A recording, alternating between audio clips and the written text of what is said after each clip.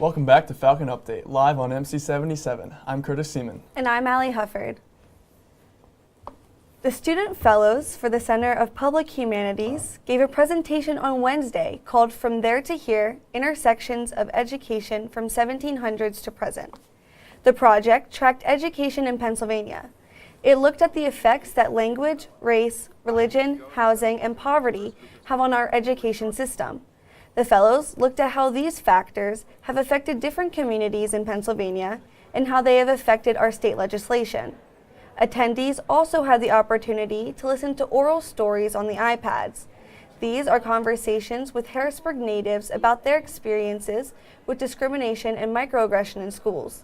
The presentation was accompanied by an exhibit displayed in Howe Atrium, which included graphics that showcased the research done by the Center of Public Humanities and its student fellows.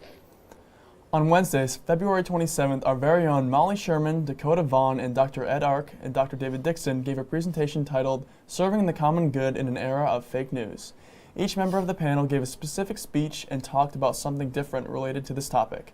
Dr. Dixon talked about the media's responsibility to fairly represent all sides of a story to avoid descending into partisan bickering.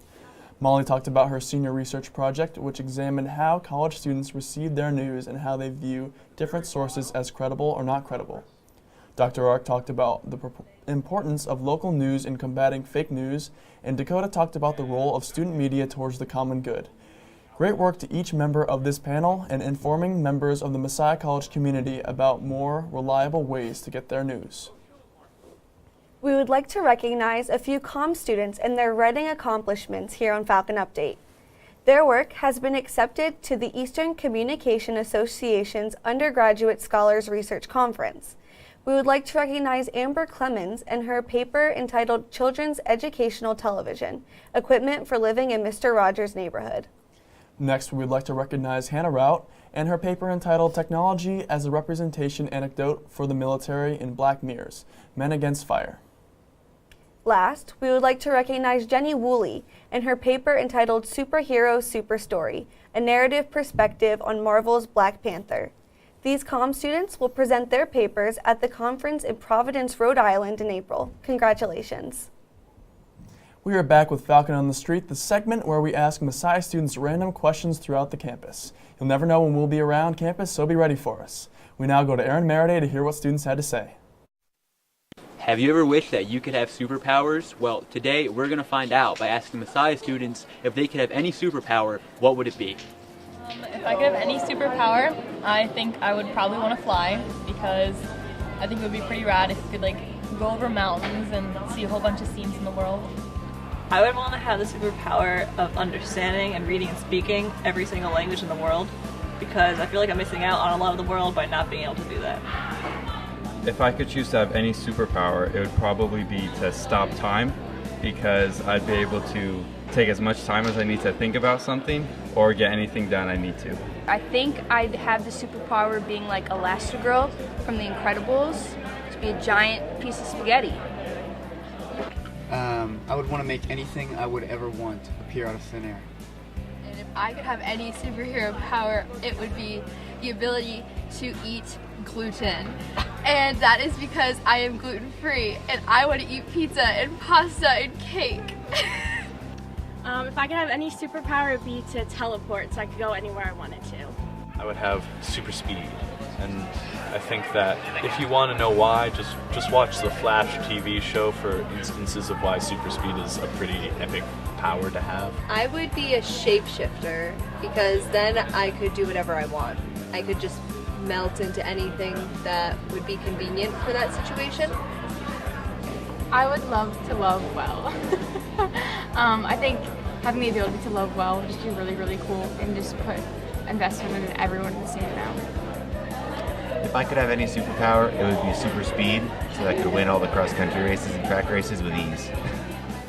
If I could have one superhero power, it would be to capture the attention of any woman with my eyes. What superpower would you like to have? You can let us know in any of our social media pages. Back to you guys. Thanks, Aaron. There's more Falcon Update when we get back. Stay tuned.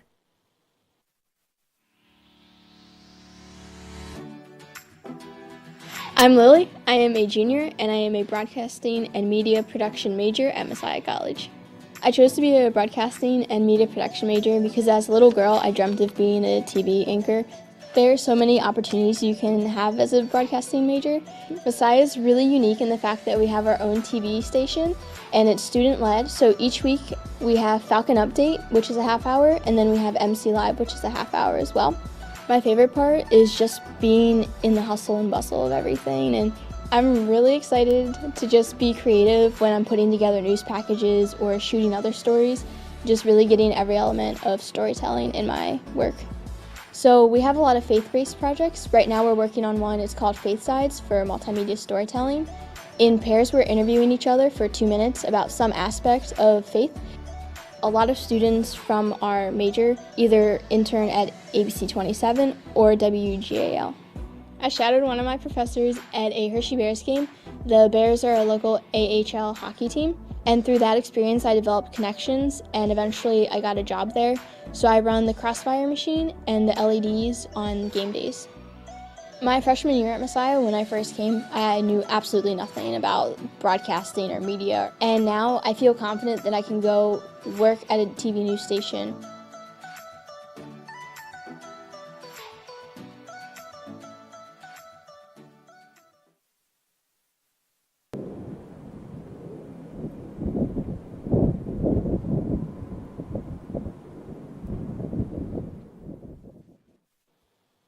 On Wednesday, Messiah men's volleyball suffered their first conference loss of the season after being defeated by Stevenson University.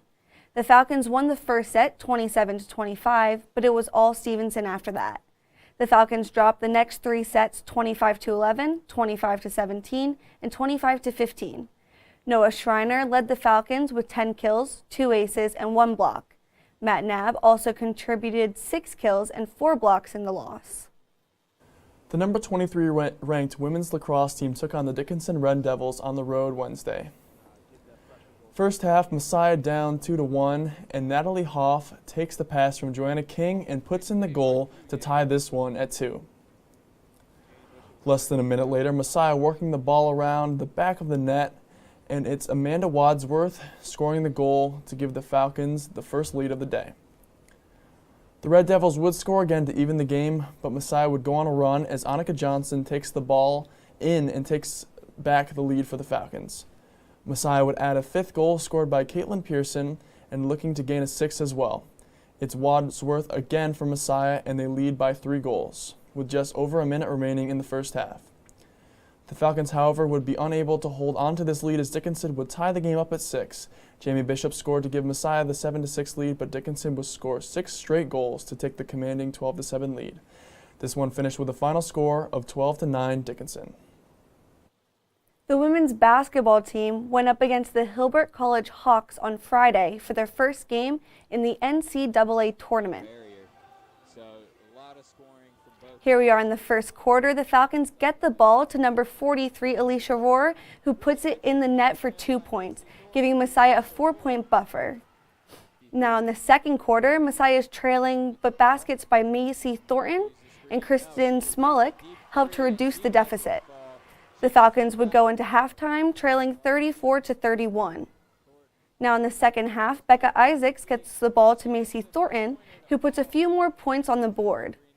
In the fourth and final quarter, Thornton gave the Falcons another 3 points, helping to secure their 71-76 victory over the Hawks. With this win, the Falcons advanced to the second round of the NCAA tournament. It was the NCAA round of 32 game for the women's basketball team, taking on the Baldwin Wallace Yellow Jackets. First quarter, Messiah down 2, and it's Kristen Smolik driving and making the nice give-and-go pass to Macy Thornton, who lays it up and in for 2. Moving to the third quarter now, and it's Smolik again to Thornton, knocking down the triple this time. Time ticking down in the third quarter, and Thornton kicks it to Becca Isaac, who drills the corner 3. That 3 put the Falcons ups by 6 points. 3 minutes left in the fourth quarter now, and it's Thornton driving and shooting up the hook shot, and she gets it to drop, plus the foul. That would be enough for the Falcons as they down the Yellow Jackets with a final score of 64-51. For the Falcons, Thornton scored a game-high 22 points, and Alicia Rohr added 16. Messiah moves to the Sweet 16 for the 7th time in program history to take on Tufts University. The location and times for these games has yet to be determined, but a big congratulations to the women. Keep going, and we're all rooting for you. On Saturday, the baseball team traveled to Marymount, Virginia for a doubleheader against the Marymount Saints. The Falcons lost to Marymount in the first game 3-1, but bounced back in the second game, winning 3-2. Trent Culver led the Falcons with 2 hits and 2 RBIs with the split. The Falcons are now 3-1 on the season and will travel to Johns Hopkins on Wednesday for a game at 3:30.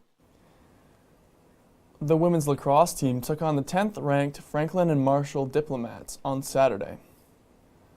Looking for their first win on the year, first half, Franklin and Marshall with a big lead already, and the Falcons are looking to end the drought, but narrowly missed this shot right here. Time closing down in the first half, and Annika Johnson does score to cut the Diplomats' lead to 10-2. 9.5 minutes remaining in the second half, and it's McKenna Edwards scoring the goal to bring the total of this one to 15-6 Diplomats. The Diplomats would add one more goal to their total and finish off the Falcons with a final score of 16-6 and spoil Messiah's home opener. Messiah's next game is against the University of Mary Washington at home next Saturday. Messiah men's volleyball took on Arcadia University on the road on Saturday. The Falcons would win the first set 25-22, but would drop the next 3 sets, losing the match 3-1. Will Webb and Noah Schreiner led Messiah in kills with 10 and 8 kills respectively. Brad Nace led the Falcons with 27 kills, and Caleb Weaver led with 10 digs. The men's lacrosse team took to the road Saturday to face the Elizabethtown Blue Jays. Each team scored 2 goals in the first 10 minutes of action. Liam Lilienthal and Hunter Bellows tallied both for the Falcons. Both teams would exchange goals back and forth again, with the Blue Jays eventually taking a 7-6 lead. Messiah then would score 3 straight goals to take a 9-7 lead, but E-Town would come storming back. They went on a 5-0 run and took a commanding 12-9 lead over the Falcons with less than 5 minutes remaining. The Falcons would add pressure, but ultimately fell 12-11 to the Blue Jays. Joseph Franken had 4 goals for the Falcons, and both Lilienthal and Dylan Gillisley added 3 apiece. Next up, the Falcons will travel to Goucher College on Wednesday. After a disappointing loss against Arcadia, the men's volleyball team took on the Elizabethtown Blue Jays. With multiple scoring runs in the first 2 sets, the Falcons claimed consecutive wins. Messiah reigned victorious in the third game, with Adam Black scoring the final 6 points for the Falcons, giving them a well-deserved sweep. They will return to Jordan Court on Wednesday to face Wilson College. We will have campus calendar when we come back. Don't go anywhere.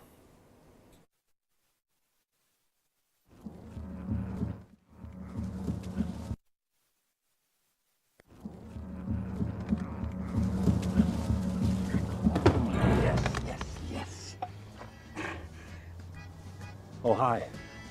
I suppose you're wondering what an A-list celebrity like me is doing in a place like this. You must know, I'm saving the world. Oh, hi, Beth. Yep, saving the world again. Did you know that 40% of all the food produced in the United States is thrown away? That means everything that went into that food, the pesticides, the water, the land, was all for nothing. Just look at this perfectly good food thrown in the trash. The pizza with extra Cheerios, these goldfish and Band-Aid tacos. And just look at this perfect trash burger. This pasta dog looks delicious. You don't have to dumpster dive like Ed Begley Jr. to save the planet. Fight food waste by shopping smart and using what you buy before it gets trashed. That's way better. Ooh, arugula. Do your part and find out other world-saving tips at betterthaned.org.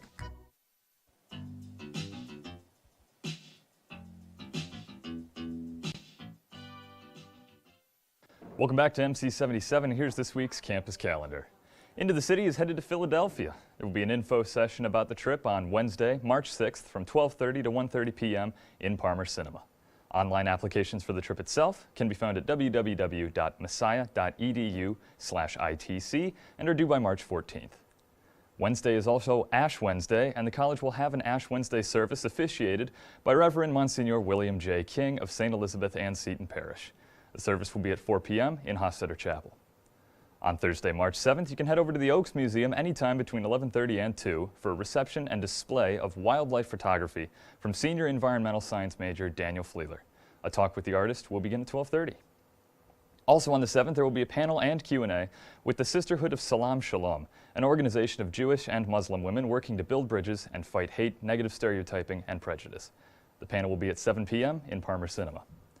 Additionally, on Thursday evening from 7:30 to 8:30, there will be a job fair and networking opportunity in Howe Atrium featuring UPMC Pinnacle, Giant Ahold, Hershey Entertainment, and YWCA of Harrisburg. This weekend, Lost Films is showing Vice, starring Christian Bale and Amy Adams. Bale delivers an Oscar-nominated performance as the polarizing political figure Dick Cheney. The movie follows Cheney's tumultuous career as he becomes White House Chief of Staff, Representative, Secretary of Defense, and eventually Vice President under George W. Bush. Vice will be playing at 6 and 9 p.m. on Friday and 3, 6, and 9 p.m. on Saturday. Tickets are free for students and $4 for guests. Also on the 8th and 9th at 8 p.m. is the Department of Theater and Dance's Spring Senior Series. Rachel Hafner and Zachary Smith will perform The Journey, Stages of Grief, and Michaela Garrett will perform Engender. The event will be in the Portman Black Box Theater in Climenhaga. Tickets are $5 and can be purchased at the ticket office, online at www.messiah.edu/tickets, or at the door. And if you like music, who doesn't? This weekend is packed with it. On Saturday from 4 to 5 p.m. in the High Foundation Recital Hall in the High Center, Ashlyn McMichael will be performing her senior voice recital, followed by Mary Roberts' at 6. Then on Sunday the 10th at 4 p.m. there will be a clarinet choir recital in the same location. All 3 events are free and open to the public. Spring break is coming up. If you're planning to stay here, you must register to do so by Friday, March 8th at messiah.edu/springbreakhousing. Registration after this date will result in a $10 fee. That's all for this week's campus calendar. I'm Nolan Hoganboom. We'll have De-Stress with Charmaine when we come back. See you after the break. Even in the hustle and noise of this modern world, we feel the pull of the forest, to walk under the canopy and feel transformed. National forests are essential to life. Majestic and grand, they clean our air, supply drinking water to millions, and provide homes to countless wildlife. They fuel our imaginations, inspiring us to think big, and now's the time to do just that. Fires and natural disasters devastate our forests each year. That's why we're replanting millions of new trees across the country. The Arbor Day Foundation needs your help. We've heard the call of the wild and we've answered. Scientists, foresters, volunteers, and members, together we can preserve and protect our heritage and legacy. We must act now so that the generations of today and tomorrow can continue to depend on our forests. Visit arborday.org. See how you can help.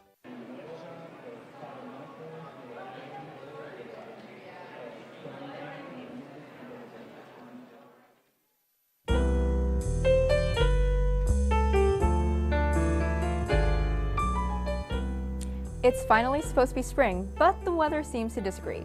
Have no fear, we have new things for you to de-stress with this week. If you like magic and morally great characters, Shadow and Bone by Lee Bardugo is the book for you. Alina Starkov is an apprentice mapmaker in the military, doing her best to serve a Darkling whom everyone fears. When she's caught in a near-death experience while trying to save her best friend, Alina unleashes a power she's never known before. Now everyone is watching her and trying to gain control of her power. And when the Darkling himself comes to see her, Alina's whole life changes. Even if you're not on the K-pop bandwagon, it doesn't do any harm to listen to one song this week. EXO has been in the industry for several years now, and Love Shot is one of their newest singles. Mixing their famous dancey rhythms with a slower vocal lineup, this song will have you moving despite the cold snow outside. When a charming romantic and a jaded cynic come together to save the world, it's definitely time for a good laugh. Whiskey Cavalier tells the story of Will Chase and Francesca Trowbridge, who are paired up as part of a new team of interagency spies. But the FBI and the CIA aren't really known to get along. Forced to work through their differences to keep the world safe, the two find themselves in a wide variety of amusing situations that challenge them to get to know each other better. The month of love may be over, but it's never a bad time for a good romantic comedy. The Netflix original movie, Set It Up, follows Harper and Charlie, who are assistants to two very demanding and stressful bosses who never seem to have a life outside of work. In an effort to make their own lives easier, Charlie and Harper set up their bosses with each other through an elaborate plan and slowly watch as the romance begins to unfold. With less than 2 weeks until spring break, it's time for you to break out your pen and paper. Whether you're looking for new places to visit, writing down a list of movies to watch, or getting ready to sleep and snuggle with your favorite furry friend, you've got something to look forward to. Try setting up a countdown if you want the excitement of pulling off a post-it each day until you get to break. That's all for this week's Daily De-Stressors. I'm Charmaine Lim.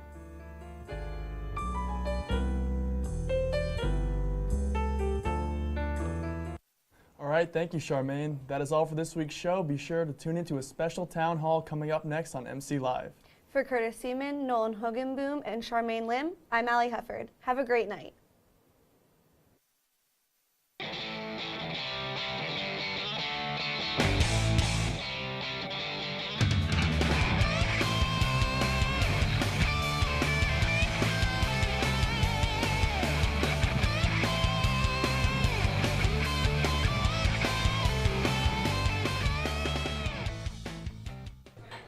Put the keys down, Kevin. But I'm gonna drive home. There are several warning signs present that you shouldn't be driving. My text to emoji ratio has gotten a little out of hand. A little? Yep, I'm definitely gonna call a ride home.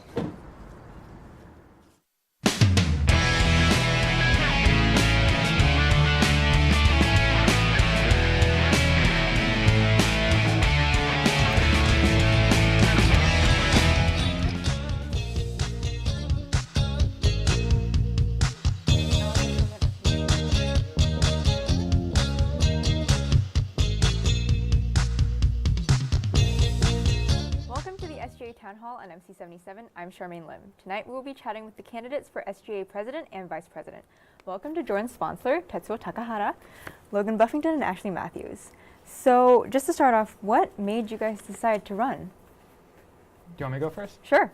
Sure. So a lot of my reasons for running actually came from my involvement with MCC. And I didn't really feel like a home until I started getting involved on campus, and it wasn't until I started getting involved with MCC last semester where I really felt like I had found a sense of belonging on campus. And a lot of my motivations for running this year are to try and extend that same sense of belonging and help others find that sooner than first semester or junior year. And so that's a lot of the reason why I want to run. Yeah. I decided to run because I definitely enjoy serving the community. I have served in student government before in my previous college, so I'm an international transfer student. And when I first got here, I first joined as a student senator, and I was really interested in the way Messiah conducts its student government.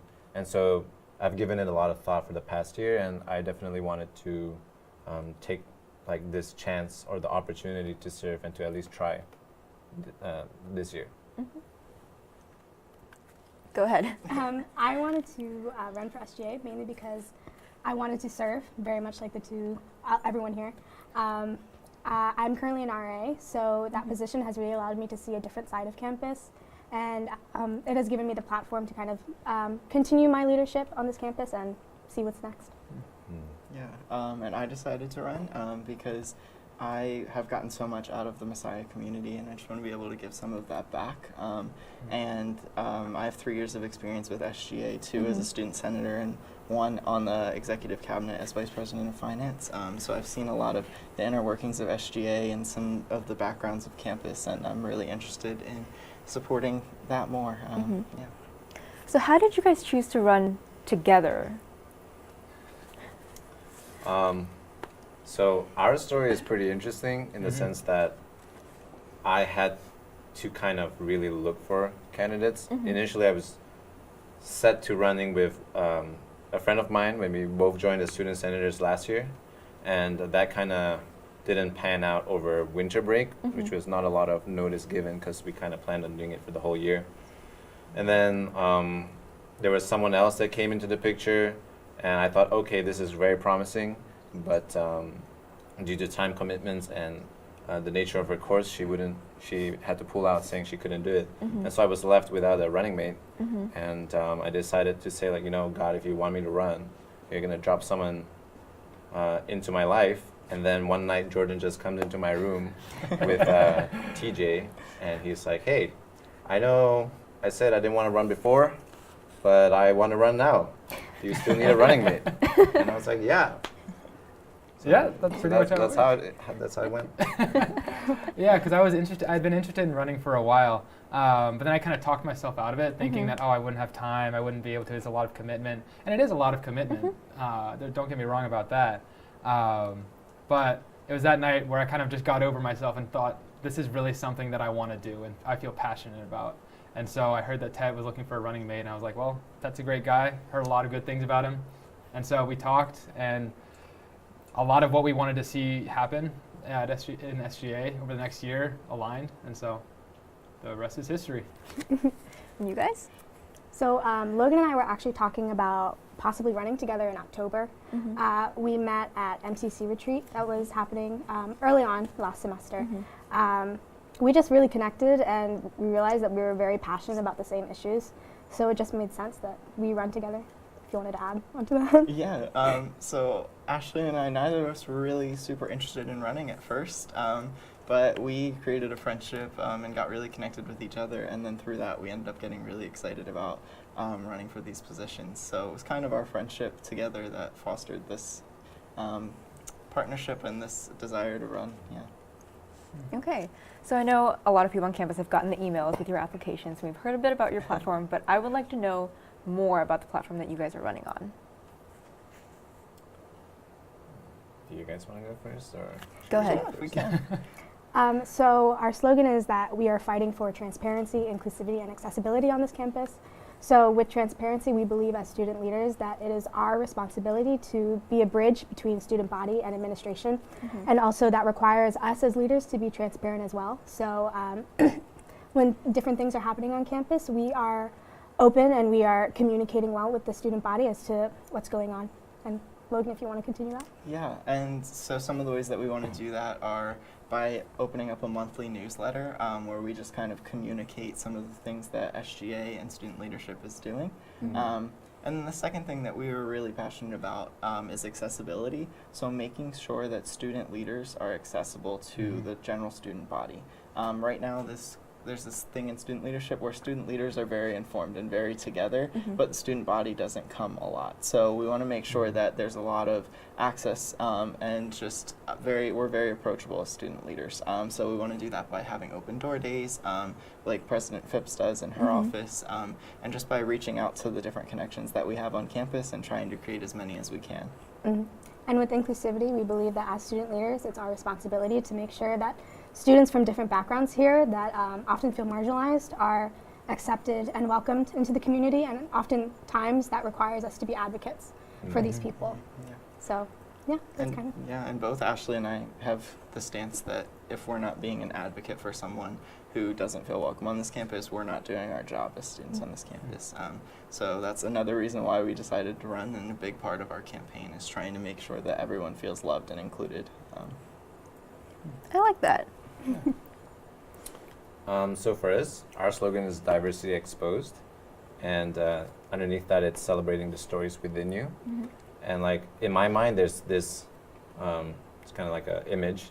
If diversity is that big umbrella, right, underneath the umbrella of diversity is inclusivity and reconciliation, because inclusivity means having everyone underneath that umbrella, but then reconciliation means having everyone under that umbrella get along, because it's sometimes not easy.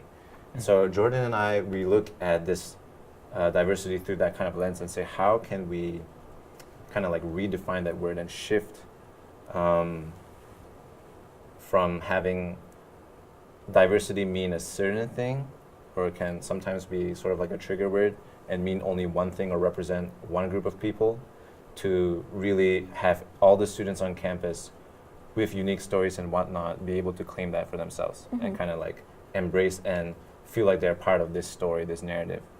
There's definitely a lot of biblical terms or like rooted in the way Jesus went about his ministry, and that was like, for example, inclusivity. There's a lot of Jesus looked to, like, Ashley and Logan talk about, champion and give voice to the marginalized, those on the fringes of society. And then reconciliation is, how do we bridge and create peace amongst the people? How do we love the neighbors around us? So that's kind of like our platform. And some of the things that we're really looking to try and do is first and foremost leading by example and leading from alongside the student body as we reach out and engage with the community around us, the community at Messiah, and the administration as well. Because SGA, the purpose is to serve and represent the student body.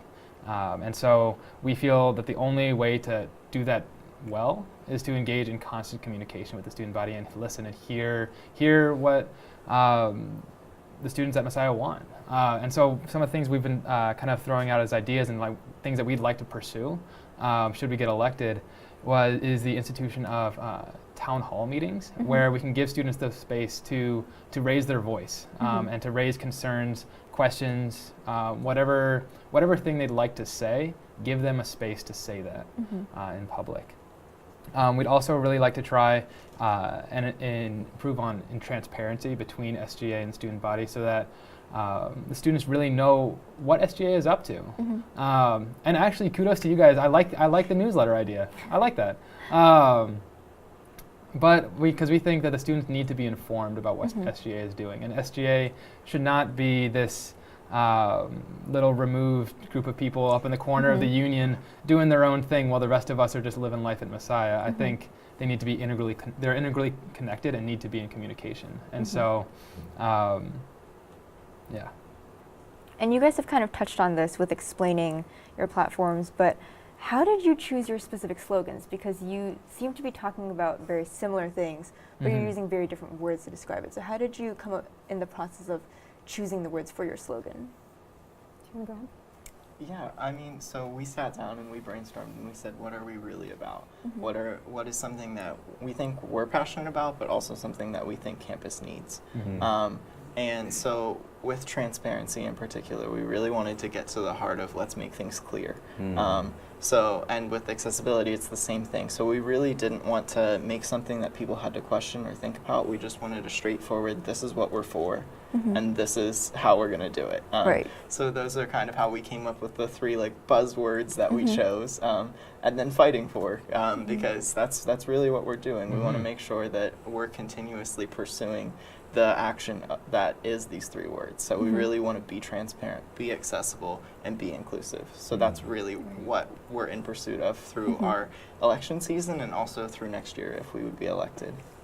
Last semester, Logan and I, we got together, kind of just sat down, we were like, okay, the three main things that we need to focus on were transparency, inclusivity, and accessibility, like I mentioned. And underneath those three categories, we kind of had different ways how we would accomplish that as leaders. So that's kind of how the slogan came about. Our slogan was actually a working slogan for a while. We knew that we really wanted to revolve it around diversity, but at the same time, so I mentioned that I'm an international student, and so diversity and its different meanings are very close to my heart, just from my experiences coming to America, being here for a year, as well as seeing how my fellow international students and other students of perhaps ethnic minority interact with the local, predominantly white population that is on campus. So definitely wanted to see some reconciliation there. And I felt deeply in my heart that there's a difference between being statistically diverse and integrally diverse.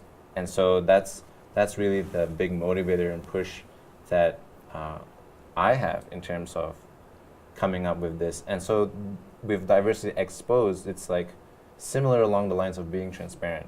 You know, we felt like there were some things that's always kind of like just under the surface, people don't really like to touch upon, and there's always some kind of tension and discomfort there. And the word exposed was actually suggested to by a very good friend. And it really kind of sparked something between Jordan and I. When we heard it, we were like, huh, it's kind of slightly edgy, but it's not. It's not dangerous. It makes you think. Yeah, yeah, it's thought provoking. Definitely, and if I could add to that, just kind of going off these ideas of what diversity exposed means and kind of redefining that word, recognizing that there's a lot more to each of us than meets the eye. And for instance, if you just met me, you wouldn't know that I actually spent more than half my life living overseas in Budapest, Hungary. And so there are key things that play a part in the formation of who we are and why we believe what we believe that a lot of times you just can't tell by looking at someone. And so you need to engage in those conversations and really listen and hear their stories. And so that's why we want to, that's the kind of diversity that we want to expose on campus, the stories that people have, and give people an opportunity to share. And so really focusing on those things that make people unique that aren't visually apparent. And now, since we're kind of on the topic, what do you think makes you guys the right fit for students? Why you? Well, the great thing about Logan and I is that we have connections in a lot of places. Logan is involved with SGA, I'm involved with Res Life. I'm also part of Powerhouse, so to that extent I'm involved with student ministries. So we really have connections all over, which makes the job and the process of being student body president and vice president a lot more easier because we already have those connections. And we've already established ourselves with those people. Yeah. I would say Ashley really touched on it with the experience standpoint. We just have a lot of experiences on this campus with a lot of different groups, a lot of different people. And I'm really grateful for those experiences, and I think that they've prepared us really well to serve the student body. And hopefully we'll continue to make those experiences throughout the next year as well. Yeah, I'd actually like to touch on the same thing. There's been a number of, at least for myself, I know that I've been involved in a number of things, talking about sports in first and second year. I got really involved in the athletics community here on campus. I was an engineer first year, and so I'm very familiar with the collaboratory and the way that that runs, and much of the students who live in Fry, similar to the way that I live in Jordan and Klein. And then now getting involved in MCC as one of the cabinet positions has been an incredible experience, as well as being involved in gospel choir and the research community at Messiah as well. I think definitely those connections will prove invaluable. Like I mentioned before, I definitely do have that passion. Serving in student government in the previous college that I was at before transferring here, I found that it's a great way to be able to serve your community if you have the right intent and motivation. And definitely, I think a lot of that intent and desire comes from what I learned about just God and Jesus, why he did the things he did, and how he carried himself when he was here, setting an example while he was on earth. Like Ashley, I'm also an RA. We actually serve on the same staff, and I'm so grateful for the honor that we both wanted to run and tackle these important issues. But serving as an RA for the past year has also definitely been very eye-opening, and it just shows how like field work is so important, and that's serving as leaders on the ground, you know, amongst the people, and you know, not separated on some lofty chair. And I really wanted to kind of bring that like mind frame to SGA, and I thought it would be really cool. And you know, like coming here and diving headfirst into being like a student senator and whatnot, I think there's something to be said about the way Messiah tries its best to meet the students halfway with all the like student diplomats and representatives that we have on various committees, just so that the administration can continue to try to become better. You know, we may not be able to do everything in the one year we are in office, but at the same time we can continue to help the ball roll in the right direction. So yeah, and you guys have all kind of touched on this a little bit, but outside of your platforms, what do you think it is that the student body here at Messiah needs the most from its student body president and vice president? Honesty. I mean, that's truthfully what I'll go back to. Is I think that there is a time for diplomacy, and I think that there's a value in elegant speech and in the way you carry out your actions, but I think that Messiah needs a genuine, authentic, honest student body president, vice president, student leadership as a whole. I think just bringing that to the table is something that's really important. So I just think more than anything, we need someone that is less focused on diplomacy, less focused on maintaining appearance, and more focused on just being real with students. Yeah, I think the student body needs people that are willing to connect. at the end of the day, we're not doing this for a resume. We're doing this because we care about the student body. We care and we want to see this institution grow. And I can't elaborate that anymore. It's like, it's really, at the end of the day, it's having a heart of service. Really like putting the students first, because at the end of the day, they're the ones that have elected us into office, and they're the people that we represent. I can't agree anymore. For me, servanthood and like a servant leadership is like a core part of any leadership position, I think. You know, it's really from the ground up. And I like that Logan mentioned authenticity. You know, we definitely live in a society where like trying to feel like the appearance we put forward, or you know, appearing as though like we all have our lives together and we're perfect, definitely puts a lot of pressure and stress. Right. And I feel like having a person in leadership that's like just as human as everyone else, and you know, reminds the student body of that fact, would be greatly beneficial in sort of like making that connection and fostering that kind of environment where people can be vulnerable. And adding to that, I think I'm speaking for both of us when we say that our passion is people. That's the motivation that we're like for why we're doing this and for why we want to run, is we love the students at Messiah. We love Messiah. We want to make sure that it's a place where everyone can feel a sense of belonging, and we want to just partner with as many students as we can, because after all, they're the reason that we're running. And you guys have already given some very good examples of this, but do you have more specific examples of how you want to bring about the changes to campus and how soon we can see them if you were to win? I mean, so we talked about the idea of the newsletter, first of all, making that transparent. We also want to do a revamping of social media within our clubs and within SGA and SILP, and just really trying to put information out there for students. And social media is a really great way to do that because it's so open, so familiar to so many. And then what are some other things we talked about? We talked about some collaborations between different groups. So one of our biggest thing, we're also here for people. We're both people, if we'd like to say that. And one of the ways that we want to focus on people on this campus and really bring about inclusivity is by getting groups of people together on campus that aren't often together.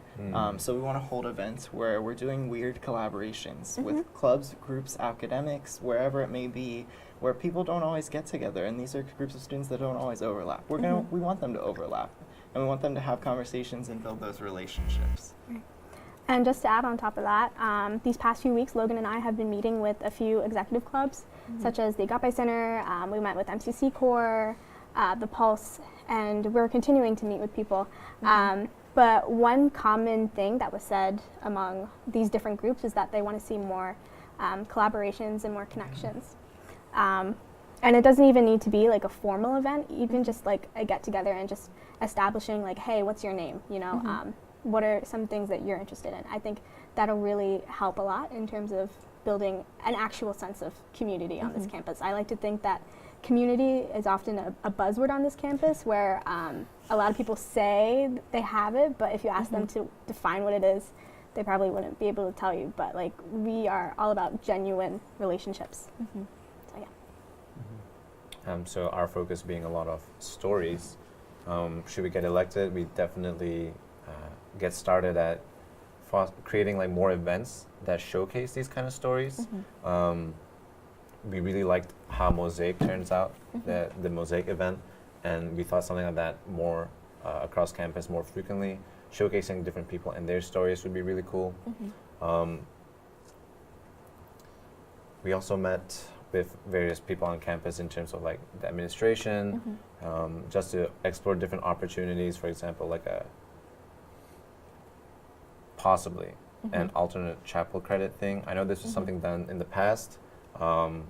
Right now, Don Opitz might be a little hesitant, but I think if we formally like send an application and give reasons why this event would be faith-forming, I think there could be a possibility for certain events on campus to have like a chapel credit being given to them, just so that there's also that incentive for people who may not necessarily want to go to these socially engaging events, you know, to just to be there, to be part of the conversation.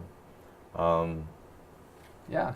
And so in spirit of making the campus a more hospitable place for all students, a few ideas that we've explored were how can we work with commuters? How can we help make them feel more at home on campus, such as giving them the basic student access that on-campus students have? How can we partner with students at the High Center who are often so far away from most everything on campus, actually?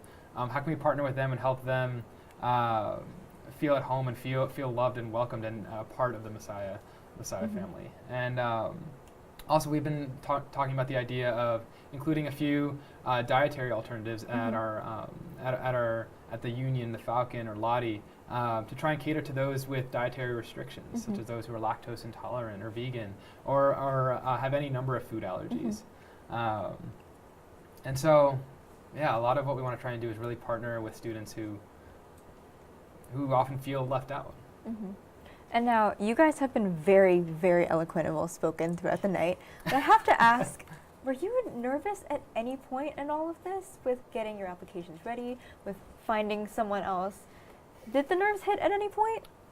I can say for myself, there's been definitely a measure of relief knowing the caliber of our opponents. And knowing that, honestly, whichever way this election goes, I think there's going to be strong leadership in SGA. And so that's provided me a lot of relief, and it's helped with the anxiety of handling however many different things there are that go into elections. Right. So that's helped me a lot. I was kind of nervous when I was without a running mate. And then everything was okay and when he showed up. But I think in terms of like the upcoming debate, it really just hit me today. Yeah. Yeah. I feel very similar to the way Jordan has talked about. Either way, we know we're going to be in good hands. We have 4 very capable people here, and no matter what, all 4 of us are going to be in some sort of leadership on campus, student leadership next year. So I really think that at this point, I've just decided that this is a God thing, and whatever He wants is what's going to happen. So really, that's just relieved a lot of stress, a lot of nerves from me. I think just God's going to take care of it, and no matter which way it goes, God's going to have His hand in whatever happens on this campus next year. I'll be honest, running a campaign is a little bit stressful. Not going to lie, there's a lot of work that goes into it. Yes, debate night is happening this Wednesday, so that's going to be an interesting time. But I have like a really strong support group. Logan has definitely helped me through a lot of stuff as well. So just having these people with me has really been a blessing. So. And does it make you a little nervous to know that you'll be sitting in front of a group of people on Wednesday night to answer their questions? A little bit, yeah. I'll take that as a yes. Yeah. I'm excited. Yeah. I'm excited more than nervous. I like that. Yeah. So kind of to wrap this up, I would like to know if you guys could tell me in one sentence why people should vote for you. Because we want to make your voice heard. We want to celebrate the diversity that's found within every student here on campus. We have the passions, we have the drive, we have the connections to back it up, and we're really excited to work for you as servant leaders. Simply to put, we care. I think that's pretty much it. We care about the students. Yeah. Okay, so where can students find you guys for the debate on Wednesday night? For the debate? Oh, at the Union, 6:30 p.m. So you guys heard it here. You got to be at the debate, 6:30 p.m. at the Union. Unfortunately, that is all the time we have for tonight. I want to thank you guys, Jordan, Tetsuo, Logan, and Ashley, for coming out here. If you happen to miss part of tonight's show, you can catch repeats all week long here on MC77 or look us up on YouTube at MC77 TV. We are on demand and live every Monday night. Thank you guys so much for watching.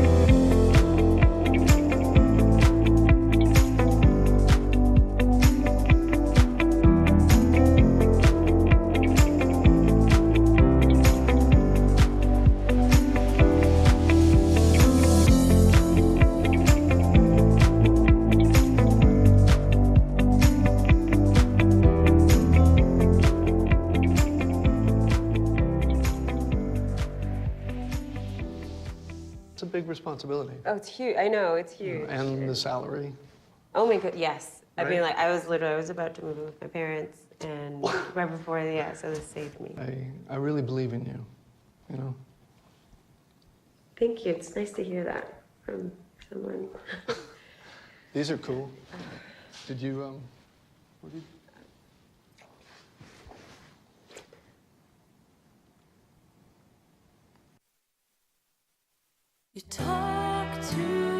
In every family, small conversations can make a big impact. I grew up on tour with my parents. Kind of different, but we bonded over music just like other families do over sports, camping, or other interests. And we talked. Little everyday conversations from silly to serious that built a foundation over time. Honest conversations, like when my dad shared his experiences as an alcoholic. Your honesty about that part of your life gave me a sense of integrity that I wanted to uphold in my own life. And I was so grateful that you and Mom had become these sober, stable people who were always there for me.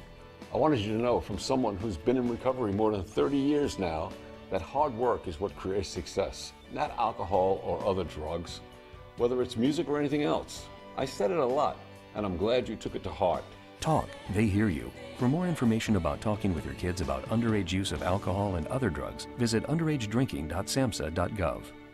Hiya! Queen of All Knowledge here, reminding you, creeps out there on the internet hack, scam, and trick savvy cyber users every day. But we can fight back. It's as easy as IC3.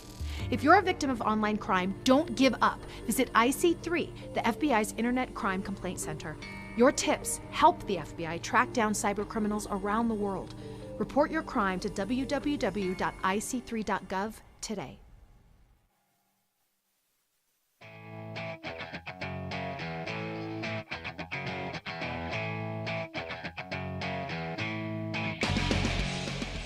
Good evening and welcome to MC Live here on MC77. I'm Abby LaBianca. And I'm Amber Lester. We've got a very great show for you tonight.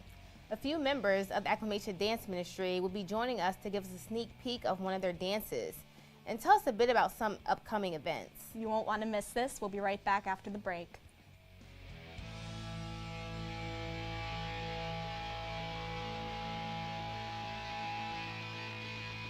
Forests bring people together, feed the soul, and improve our well-being, cleaning the water we need, the air we breathe, and making our climate livable. Fires and natural disasters devastate our forests each year. That's why the Arbor Day Foundation is working to replant millions of trees across the country. Visit arborday.org and see how you can help.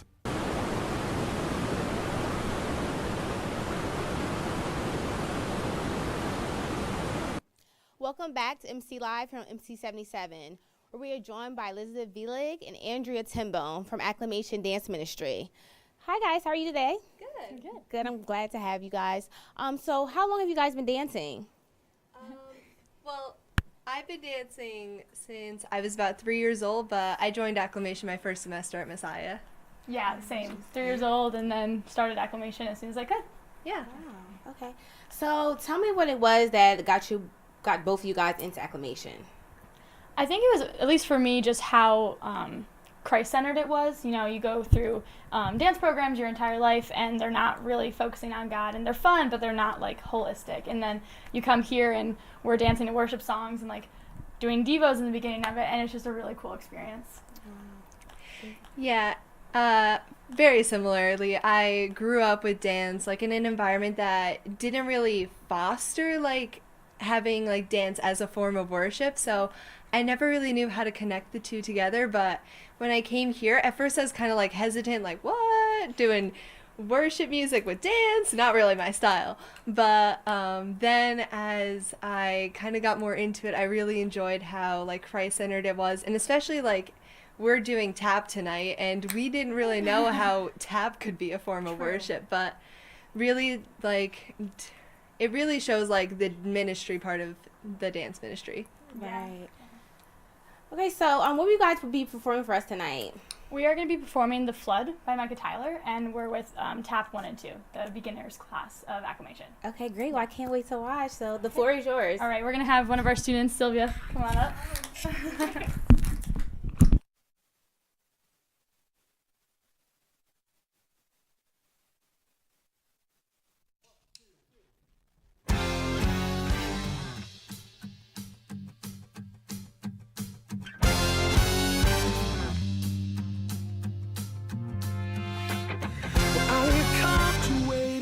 water. Lord, I came to feel the flood.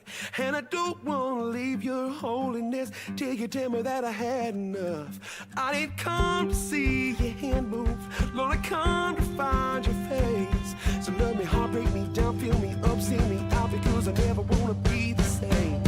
See, every particular sin that I ever been in, it starts with me and always ends the same. Try to do my best, keep up with the rest, trying so hard to build up my name. Oh, but let me tell you something I did not understand. You built it on yourself, you built it on sand. I had it all wrong, son. Tried to love to the one that loved me over and over again. I didn't come to wade in the water. Lord, I came to feel the flood. And I don't want to leave you holiness until you tell me that I had enough. I didn't come to see your hand move. Lord, I come to find your face. So love me, heartbreak me down, fill me up, seal me out, because I never want to be the same. You've seen what I know.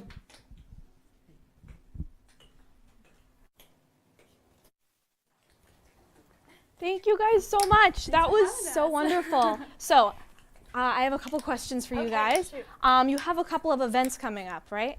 Yes, we do. We're Okay. really excited about them. Yeah. One of them is our Minds Matter event. Okay.